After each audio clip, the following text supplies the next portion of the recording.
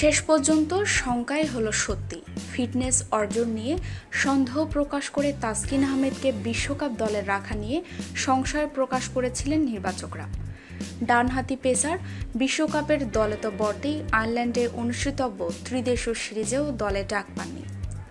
মঙ্গলবার বিশ্বকাপ ও ত্রিদেশীয় সিরিজের জন্য দল ঘোষণা করেন নির্বাচকরা। ঘোষিত এই দুই দলের কোথাও জায়গা পাননি তাসকিন।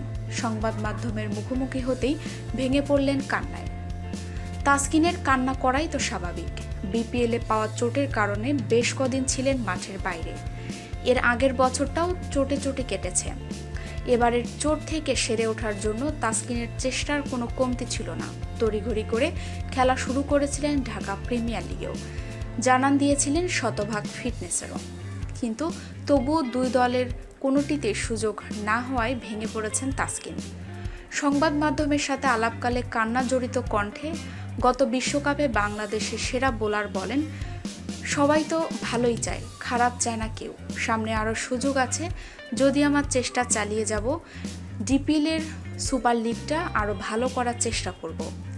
কান্না জড়িত কণ্ঠে এ সময় কথা বলতেও কষ্ট হচ্ছিল তাসকিনের। ম্যাচ ফিটনেস সংক্রান্ত সাংবাদিকদের প্রশ্নের জবাবে তিনি বলেন, সবাই যেটা ভালো মনে করেছে ওটাই করেছে। সবাই দোয়া করবেন আমার জন্য, আমি চেষ্টা করব ভালো করার। সর্বশেষ বিপিএলে সিলেট সিক্সার্সের জার্সি গায়ে সবগুলো ম্যাচে অংশ নিয়ে 22টি উইকেট শিকার করেন তাসকিন আহমেদ। আসরে সিলেট সিক্সার্সের শেষ ম্যাচে বাউন্ডারি লাইনে বল লাফ দিয়ে ধরতে গিয়ে পায়ে চোট পান তিনি, যা তাকে দীর্ঘ সময় রেখেছে মাঠের বাইরে। এক নজরে বাংলাদেশের বিশ্বকাপ স্কোয়াড: মাশরাফি বিন মর্তুজা, তামিম ইকবাল, লিটন দাস, সৌম্য সরকার, সাকিব আল হাসান, মুশফিকুর রহিম, মোহাম্মদ মিঠুন, মাহমুদুল্লাহ রিয়াদ, সাব্বির রহমান, মেহেদী হাসান মিরাজ, রুবেল হোসেন, মোহাম্মদ সাইফুদ্দিন, মোস্তাফিজুর রহমান, আবু জায়েদ রাহি ও মোসাদ্দেক হোসেন সৈকত।